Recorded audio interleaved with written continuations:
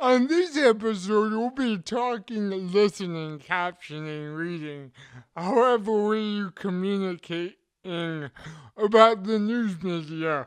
For years, the top scapegoat choice for politicians, celebrities, and people with too much time on their hands. Think great Uncle Clarence. I'm none of these people.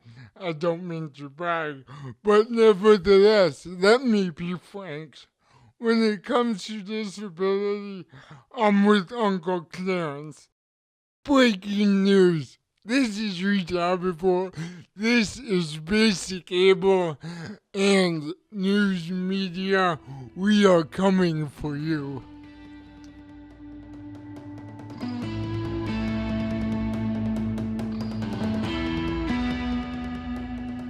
People with disabilities are often asked to dispel ignorance around disability at very inappropriate times, waiting in line at the coffee shop, at the gym, at a cocktail party.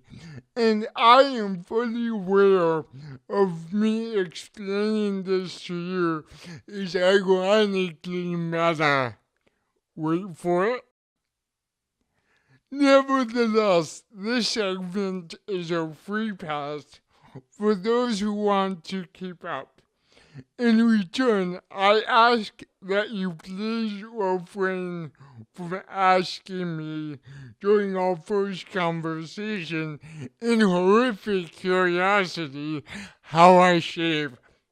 The answer is with an extremely sharp blade and my eyes shut. So without further ado, here's Basic Able's very first teaching moment.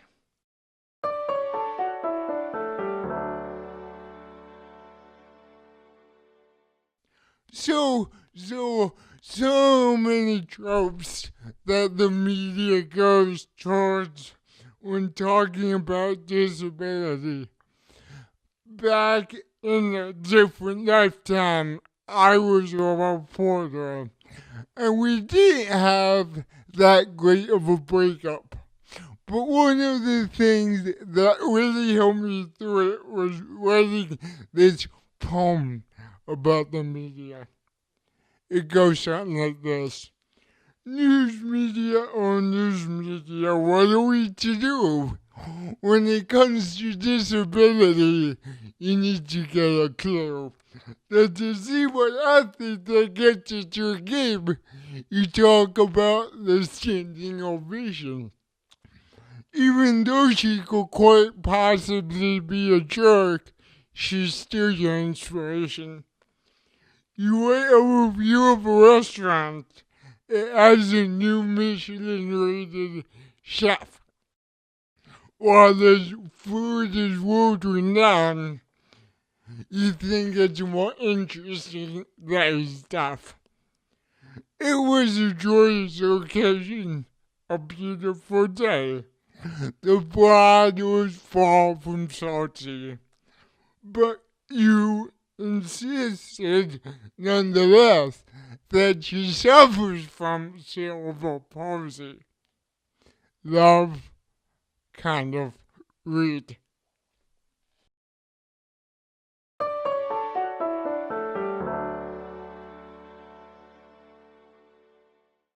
Here with me now is an award-winning media guru. He has been a radio host, curated Turner Movie Classic series of disability in movies, and has recently begun his job as the first ever Director of Communications for the Influential Disability Rights Education and Defense Fund. Welcome, North Carolina. Thank you, Reid. It's a pleasure to be here, man. Yeah, thank you for coming. So, we're talking about disability in the news. And I guess my first question is, what the fuck? Well, I wish there was a simple answer to that. Disability usually fits in their minds, the minds of media editors, producers, writers, folks like that, into a very narrow, prescribed sense of what it can or can't be. Half the times the story is written before they even talk to you, right? So disability is allowed to be tragic. It's allowed to be heroic. It can be inspirational, right? A disabled person can be a prop in somebody else's story. Like the non-disabled person that asked the student that's in their class who has Down syndrome to go to the prom with them, right? And they never interview the person with Down syndrome. Right? So in their minds, that's what disability is. And if your story is something that doesn't fit within those lines, if it's outside those lines, often they don't know what to even do with it. So in March, we lost Stephen Hawking, and many in the community have been critical about how many news outlets have been covering his death.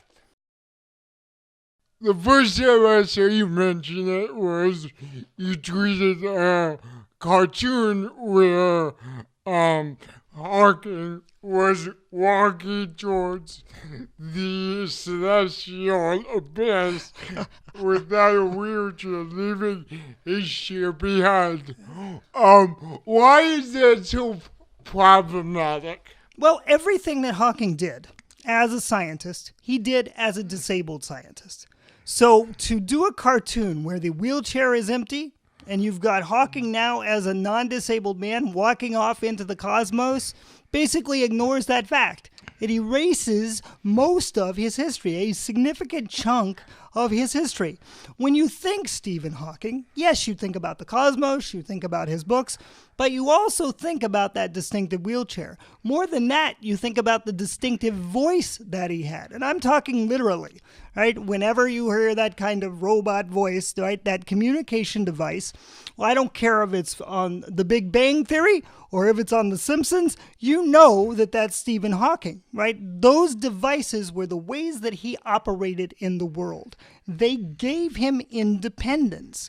And to take that and to reduce him only to somebody who walks or somebody who doesn't walk, I don't think is fair to Hawking, and it's not fair to the disability community either. So it deserved to be called out. What if, the act of walking is not relevant in this afterlife, and therefore his wheelchair is not needed anymore, that he can move with and like everybody else? I think if his wheelchair is irrelevant in the afterlife, which Hawking didn't believe in, by the way, he was an atheist, right? The act of walking probably isn't relevant either. Right? You become stardust, ashes to ashes, stardust to stardust. To put sort of those cosmological things that are beyond mere human understanding, or at least my understanding, into a framework which suggests, oh, well, at least now Professor Hawking is free from his wheelchair, right? He's been liberated from his wheelchair, is not only accurate, it's not fair either. One of the things that comes out about Hawking when you research his life, the guy had a wicked sense of humor. The biographer for him, what she said was that he had this penchant for running over the toes of people who got on his nerves. And that included Prince Charles, right? No one was safe. Nothing was sacred. And she said that his biggest regret was that he didn't have the opportunity to run over Margaret Thatcher's toes, And I guess if there's one thing that I could grant Professor Hawking, maybe if there is an afterlife, I hope he's just, running tracks, like back and forth, day in and day out. I might be his heaven and her hell. I don't know. There's a cartoon for you. We have Louis Carter on here, and we'll be right back.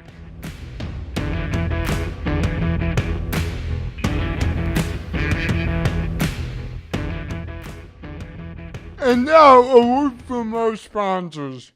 Front Seat Rideshare Service is proud to announce front seat chair, a fully accessible option for passengers using wheelchairs. Starting this June, we'll have nearly half a dozen front seat chair vehicles in nearly half a dozen major cities. We anticipate upwards of a 25% pickup success rate. One seat chair, the best option for wheelchair riders because it's your only fucking option. Can you talk about your Say the Word campaigns? Yeah, what it happened during one of the final State of the Union addresses by President Obama. And I had worked with folks, colleagues in the White House, who had done everything humanly possible to make that State of the Union address as accessible as it could be. So there was audio description, there were captions, there were, you could play with the fonts. There was so much that could be done to make sure that all Americans could watch that speech and participate. That particular speech, President Obama, he's listing all the identity groups that you can mention. He's mentioning the LGBT community. He's mentioning women. He's mentioning Latinos. He's mentioning Asians. He's mentioning, and I'm sitting there with bated breath thinking, he's going to do it. He's going to do it. We are finally going to arrive. He's going to mention the disability community.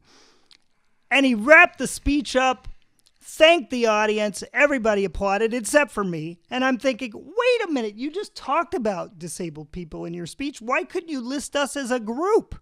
And so I basically tweeted out this barrage of this little fit that I had saying, come on, man, you're the president of the United States. The very least you could do is say the word, say the word disabled. I started sort of revisiting it time and time again on different Facebook statuses. And the one that I remember most distinctly was I said, playing off the internet meme, see the person, not the disability. And I said, if you see the person, not the disability, you're not getting the complete picture. Discover everything that you've been missing. Say the word, disabled, right? And this reporter from NPR, Barbara King, saw it. And she said, what do you mean by that? I always thought that we were supposed to, call people differently abled. And we got into this online discussion, and it just got a whole life of its own from there. I prefer handy-capable. Handy-capable. If you use, I think people should be allowed to use the word handy-capable, but only if it comes with a utility belt and a cape, right? It sounds like the device that Super Crip and Poster Child ride around in, kind of like the Batmobile. Right? Capable. Or it could be a kitchen utensil. It slices, it dices, it makes julienne fries. It cuts your fingers especially off. her. But we need more disabled people. Yeah, okay. The census is coming up, right? I think a lot of people, reporters included, get caught up with person first language versus identity first language. How do reporters approach it? It depends on the reporter you're talking to. Much like the disability community, I don't think there's any real consensus there. It depends on where somebody is in their own evolution, and I think it also depends on who they're surrounded by, who their community is, right? You're going to have various differing opinions depending on who that is.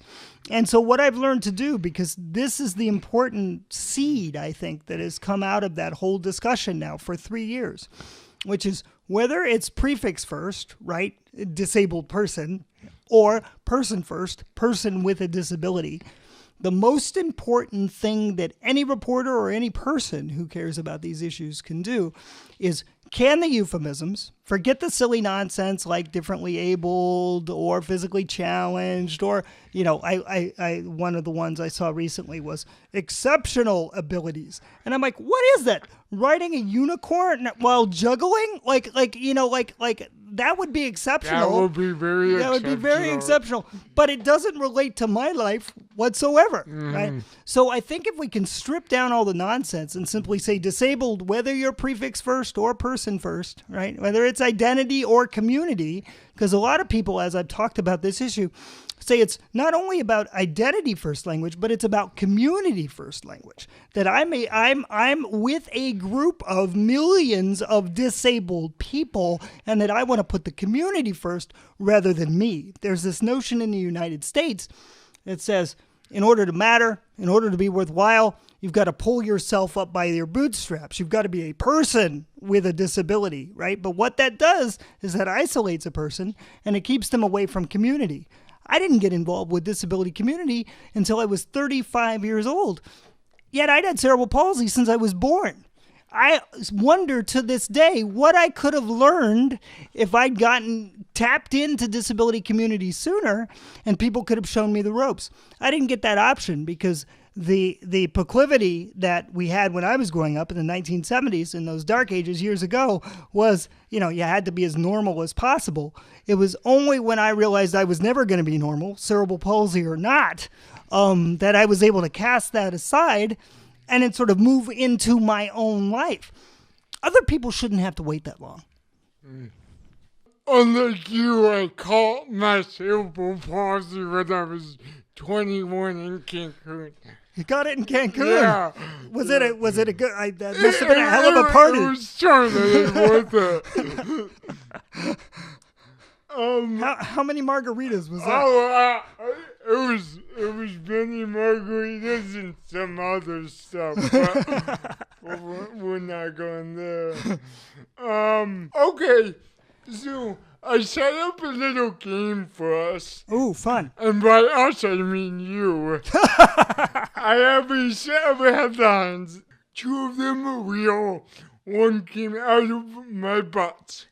Your task is to pick the one that is fake. Are you ready? I'm as ready as I'll ever be, Reid. So we have young gymnast with spina bifida dazzles crowd. Golfer's severe disability gives others hope. What with a severe disability? Golfers. So I'll say it again. Golfer's severe disability okay. gives others hope. So the fact that this golfer has a severe disability makes people hopeful. Don't interrupt my game. All right. I'm sorry. I'm trying to understand how that even works. Middle schooler with Down syndrome inspires with his wrestling. See, I'm torn here. When I was a kid, I don't know that they let middle schoolers wrestle. And I'm not sure how golf could inspire anybody to anything. So I think I'm leaning toward number 3. It's number 1. Number 1. Yep. Why? Because biffers don't do gymnastics? I don't know. Number 2 was in the Norwich Bulletin. Norwich, like England? Norwich? Yes. Okay. And number 3 was in the Des Moines Register. Ready for number 2? Oh, we're doing it again. Yeah. All right, I haven't embarrassed myself enough with the first one. All right, hit me. All right. We have running in animal shelter with no vision. Okay, number 2. California boy with cerebral palsy befriends new pup. All right. Dog with 2 legs show that disability doesn't define you. See, that headline doesn't make any sense because if they're mentioning the dog with 2 legs, they're saying by the headline itself that disability does define that dog. Because if he had 4 legs, it wouldn't be news. Into the goddamn Sorry, that's not a logic question. No. All right, I'm going to go with number 3. Oh, all right, which one was it? Running in an animal shelter with no vision. So the California boy was a Fox affiliate in D.C. And the dog with 2 legs was in Bakersfield, California. That's common in Bakersfield. Yeah. Okay, up for one more. All right, hit me. I got to get one of these. Differently abled TV hosts inspire viewers. Reid, who did the story on you? No, No, okay. Very good. Okay. Lady Gaga learns sign before meeting deaf fan. Friendship comes calling for blind ham radio operator on Christmas. That sounds like a Lifetime movie. You sure Lifetime didn't make that movie? I don't know. It's like ready and prime. I think Lady Gaga is wealthy enough that she could teach. She could hire other people to learn sign language for her. So I'm going with Lady Gaga. Yes. Yes. All right. George Cardinal, thank you so much. Thank you, Reid. It's been a pleasure. Good luck with the show, man. Great, thanks.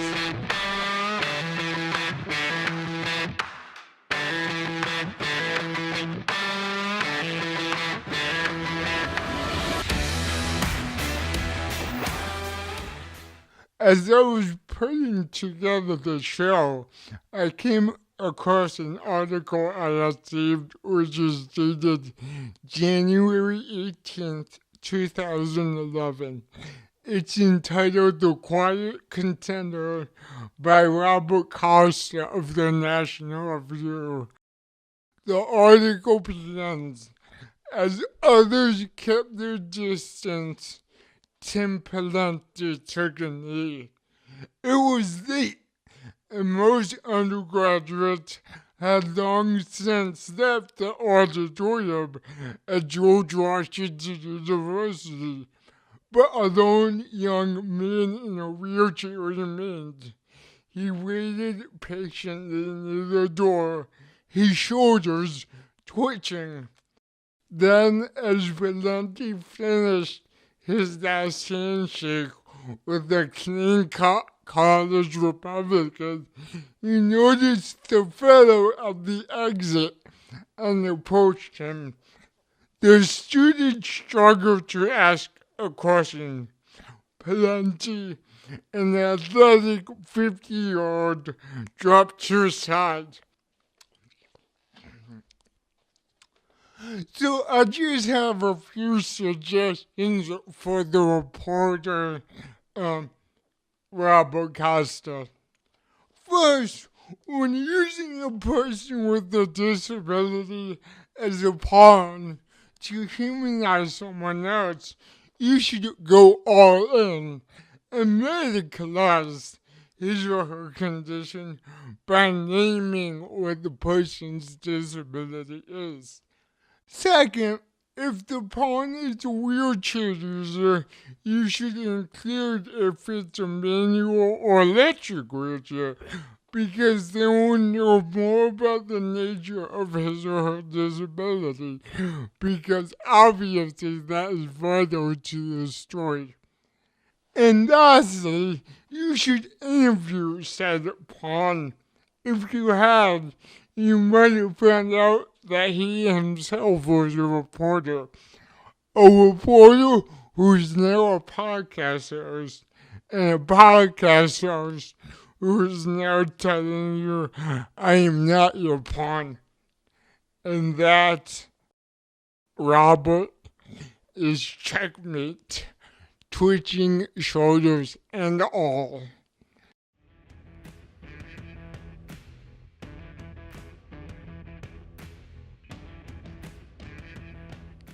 Basic Able is presented by Through My Lens and made possible through a grant from the Fourth Foundation. Producer of Basic Able is Latoya Newton, executive producer Jan Lee, camera Daniel Chavez Ontiveros, captioning Cheryl Green. Visit throughmylens.org to find out more about how we're disrupting media portrayals of disability and how to get involved. This is Reid available, reminding you that you can in fact polish your turd. It just won't look that different. Thank you for listening, watching, or reading Basic Able. Till next time.